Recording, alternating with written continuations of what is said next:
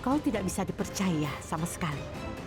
Kau orang yang tidak tahu malu. Beraninya kau menyalahkanku ketika niat seseorang salah.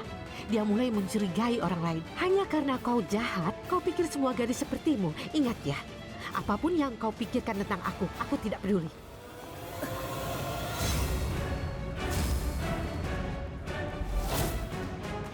Aku tidak membayangkannya. Aku tahu kalau kau berselingkuh dengan seseorang.